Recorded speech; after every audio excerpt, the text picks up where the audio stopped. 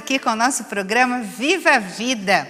O programa Viva a Vida está aqui para colaborar com você a encontrar soluções aí para o seu dia a dia, o seu cotidiano, as suas dúvidas, tudo aquilo que te incomoda e que você não sabe como resolver. É aqui que você encontra soluções, informações, conhecimentos, porque o nosso objetivo é que esse programa seja um programa de utilidade pública, que ele possa agregar alguma coisa boa aí para a sua vida. E nesse sentido nós vamos conversar sobre um tema meio espinhoso, mas que está na casa de cada um de nós, que é a adolescência e a sexualidade na adolescência. Como lidar com os adolescentes? Qual a responsabilidade dos pais, dos educadores? Como é que faz tudo isso, né? Para isso, nós vamos conversar com a doutora Fabiana Gonçalves. Ela é psicóloga e vai nos tirar todas essas dúvidas. Doutora Fabiana, muito obrigada por estar aqui conosco e por nos permitir abordar um tema espinhoso, como eu falei. Porque ninguém quer tocar nesse assunto. Ninguém quer tocar no assunto da questão da sexualidade do adolescente, nos problemas do adolescente, nessa impetuosidade, na hiperatividade. É tanto AD, né? Doutora, como é que a gente faz? A gente tem um adolescente dentro de casa, um pré-adolescente. Primeiro assim, quando começa a pré-adolescência e quando se inicia a adolescência propriamente dita? Como é que os pais percebem isso? Porque tem diferença, não tem? Sim. Ótima pergunta. São coisas que acontecem no paralelo, mas são etapas. É um processo, é um contínuo, né? Que até a Organização Mundial de Saúde até estipula um período de tempo para isso, mas em nenhuma teoria a gente tem algo muito estipulado, protocolado, mas pensa-se num período de 10 a 20 anos, 12 a 24 anos, mais ou menos por aí, né? Começamos com a puberdade, e a puberdade, o que significa? Significa questões, mudanças biológicas, corporais. Hormonais? Também hormonais. Ah, tá. Então não é só hormônio. A gente fala, nossa, chegou na adolescência porque os hormônios estão borbulhando. Não é só hormônio, então. Isso é verdade. Existe um boom dos hormônios, né? Mas, na verdade, o cérebro está em transformação por inteiro, né? Ele está tendo um crescimento e é na adolescência que ele fecha esse desenvolvimento, enquanto anatomia. Certo. Mas todas as outras áreas se expande, diminui, muda, as questões químicas se transformam, inclusive os hormônios. Só que os hormônios, eles são os carros-chefes mesmo dessa transformação toda. Mas a questão hipotalâmica, ela é o grande responsável, que é uma área do cérebro. Então, isso é cerebral. Então, quando você pergunta para um pré-adolescente, um púber mas por que você fez isso? Não sei. Ele realmente não sabe. Ele primeiro age para depois refletir, é isso? Exatamente. Isso é uma característica de todos os adolescentes? Todos os adolescentes, os mais comportados, os mais bem educados, eles levam para a ação. É uma mudança muito corporal, seja de uma forma mais tímida ou não.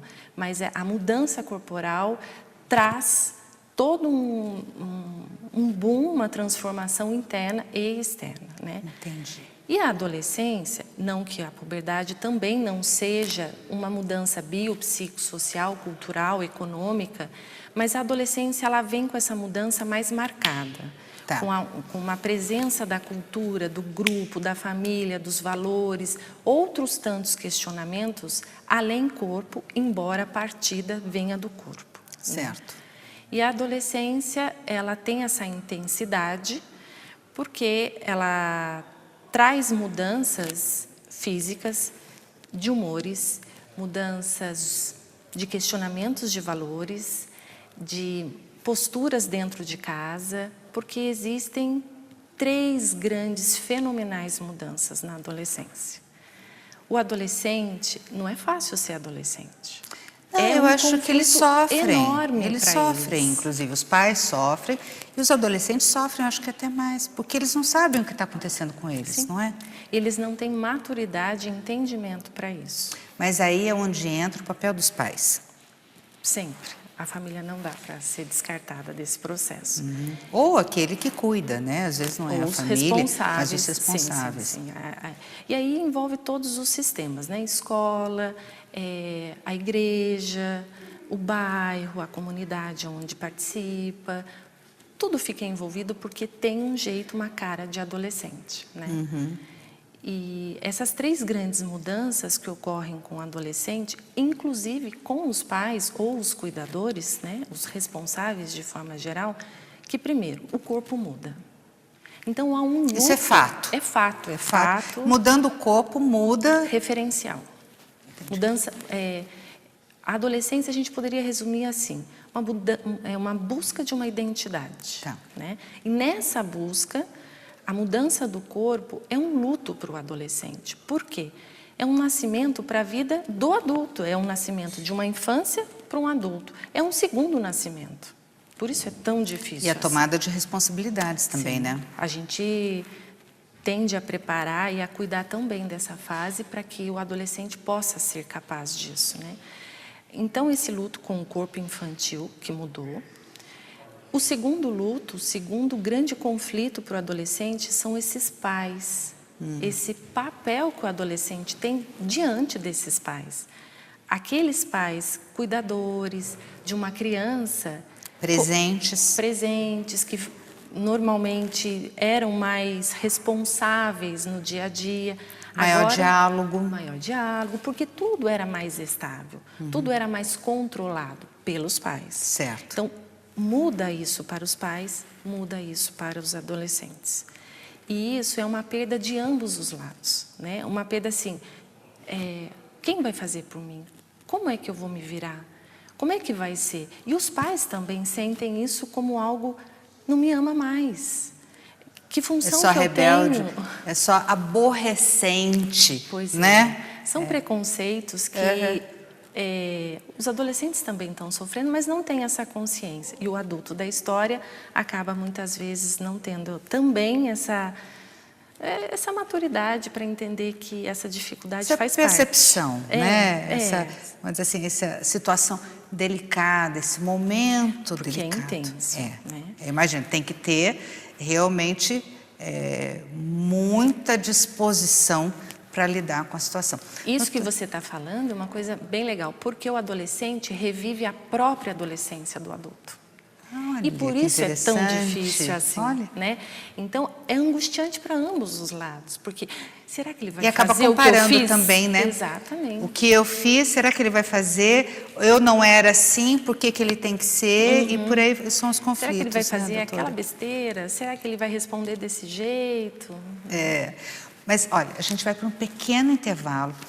Quando a gente voltar, doutora, eu queria conversar um pouquinho sobre a sexualidade na adolescência e essa questão aí da ideologia de gênero. Como é que os adolescentes, os pais, a sociedade atual está lidando com toda essa situação? Sim. Tá bom? Não sai daí, a gente já volta.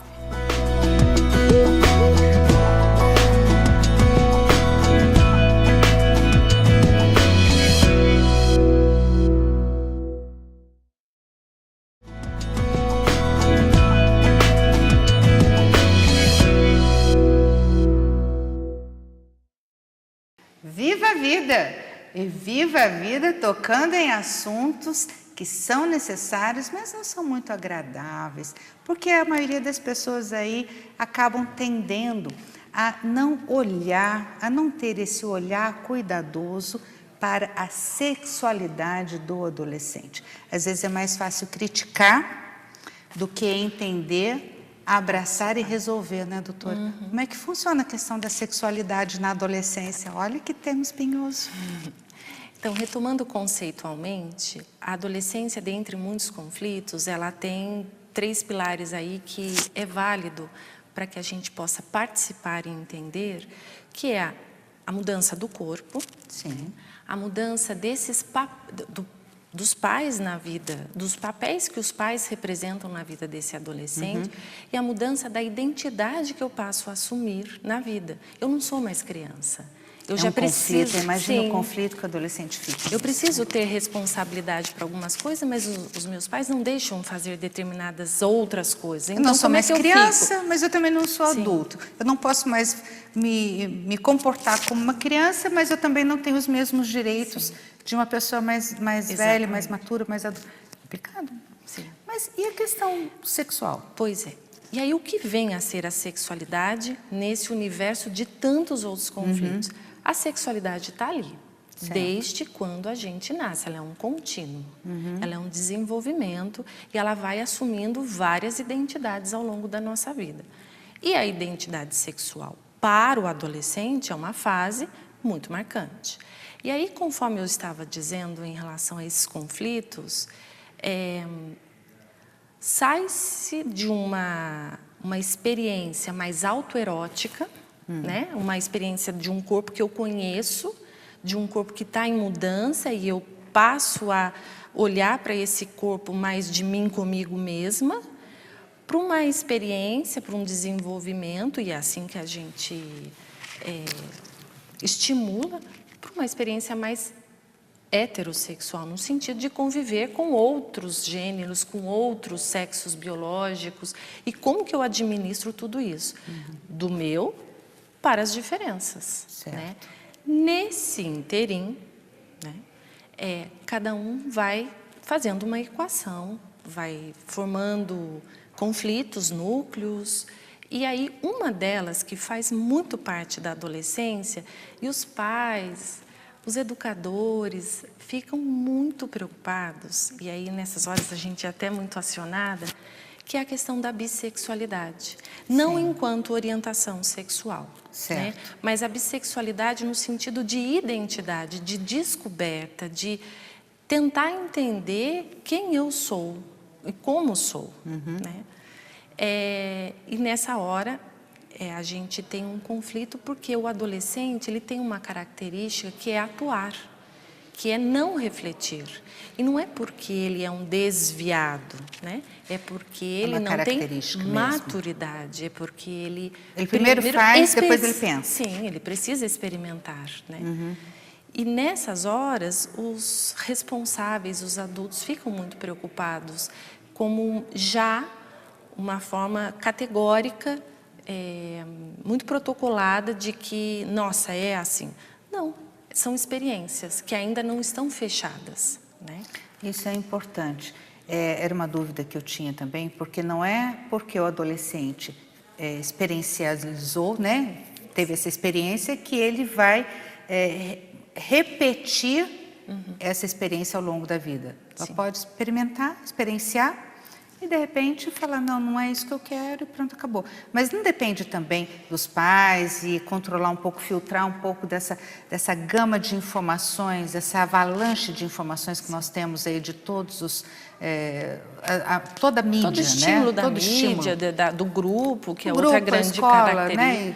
Porque hoje em dia, realmente, a tecnologia, ela não filtra. Né? E ela não filtra. Mas aí, o que é que os pais podem fazer para estar minorando esse problema?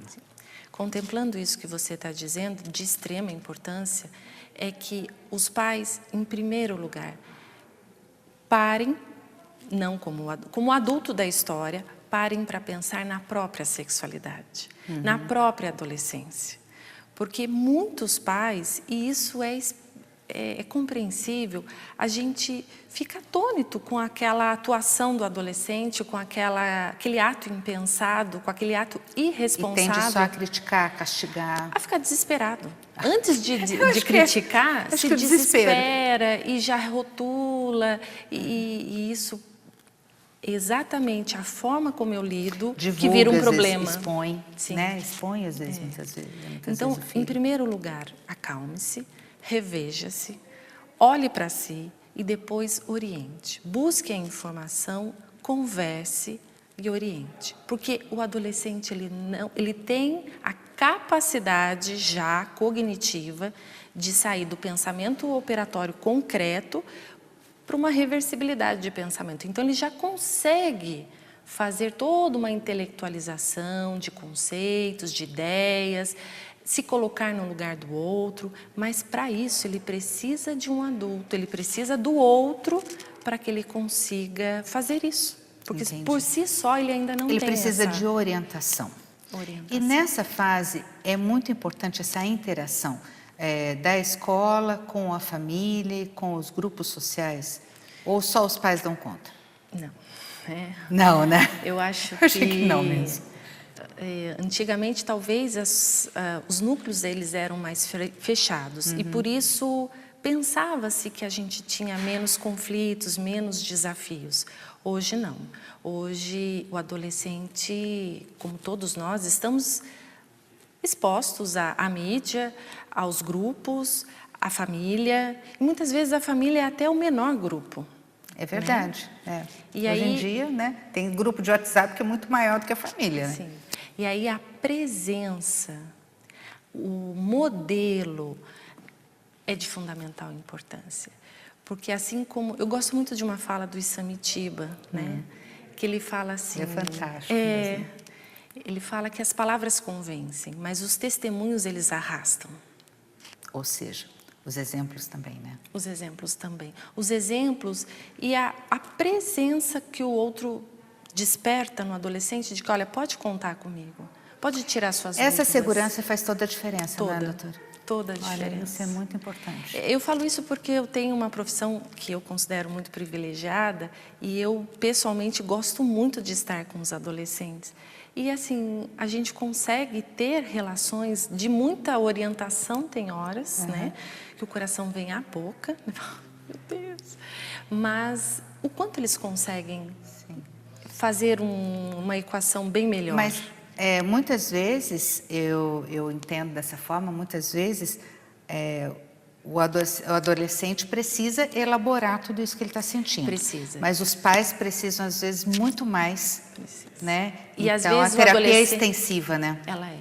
E o adolescente, quando ele... Claro, né? Ela não é a única forma e nem a melhor forma, ela é só um caminho, né? Mas... Dentro disso que você está dizendo, o adolescente ele tem uma característica de se isolar ou de estar no grupo, de forma demasiada, de forma sem saber até o que gosta, só para experimentar. Indo ou ele se isola. Maria vai com as outras, Sim. né?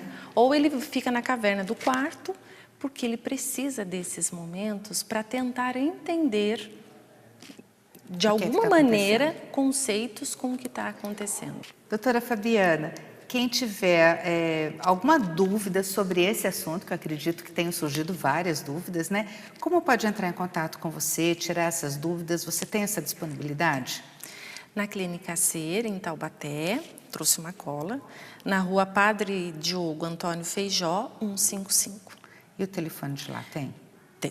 3432-2999. Ou 3432-2999. Ótimo, facinho. Ou 3432-3999. Ah, muito fácil também. Tá certo. Doutora, muito obrigada pela sua participação aqui conosco e espero que retorne. Vamos retomar alguns assuntos aí que eu tenho certeza que vão surgir aí inúmeras dúvidas sobre esse assunto e sobre outros também ligados, né, vinculados à adolescência, como o uso de drogas, como a questão da automutilação, do suicídio. A gente hoje em dia está vivenciando tudo isso e os pais estão realmente apavorados. Então vamos retomar sim esse assunto, mas por enquanto, muito obrigada. Eu que agradeço. Não sai daí porque a gente vai voltar aqui com as nossas dicas jurídicas, tá bom? Até já!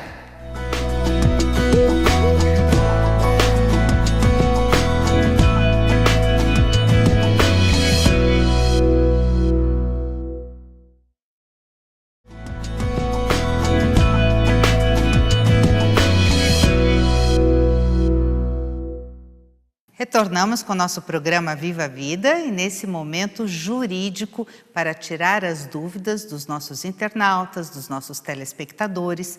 E uma dúvida que surgiu vem agora, escuta essa.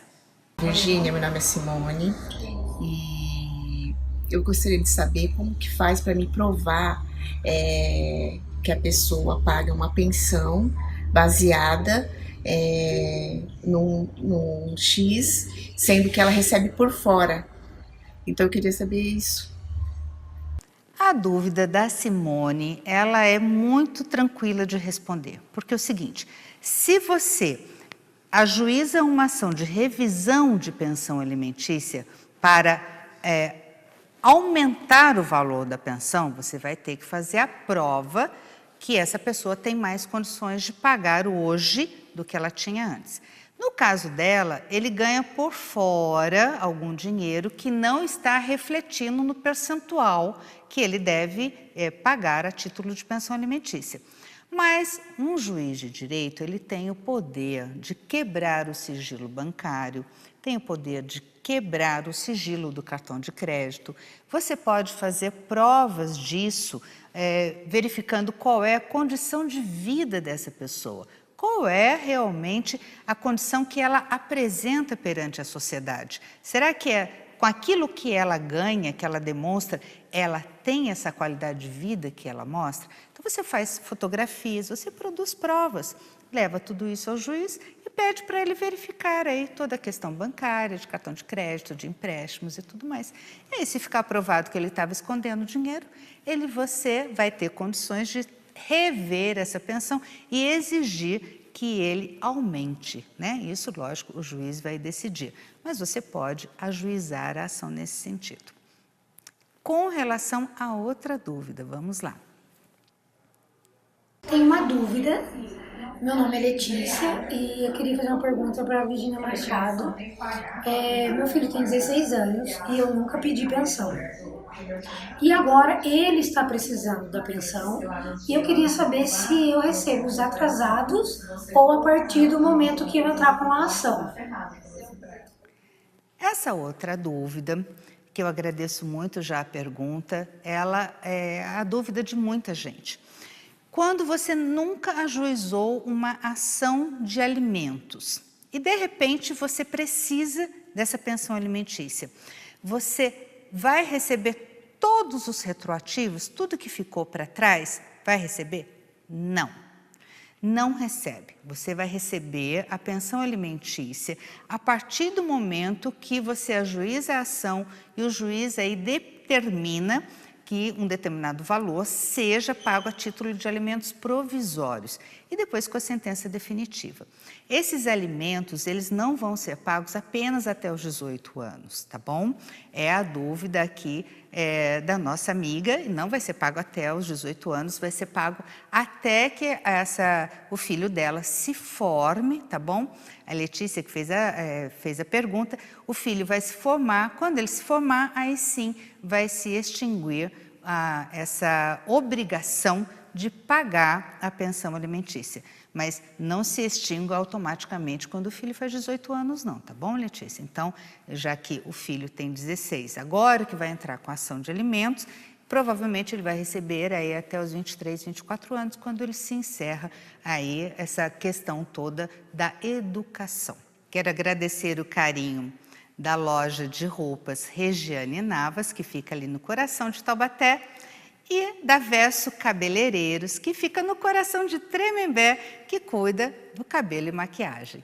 Gente, um beijo para vocês, espero que vocês tenham gostado do programa. Deixe as suas dúvidas no nosso YouTube, Programa Viva a Vida Virgínia Machado, no nosso Instagram, @programa_Viva-Vida, no nosso Facebook, Programa Viva a Vida. Então, entre em contato conosco, deixe a sua dúvida e nós vamos aqui responder com o maior carinho, com toda a dedicação. Um beijo, até semana que vem.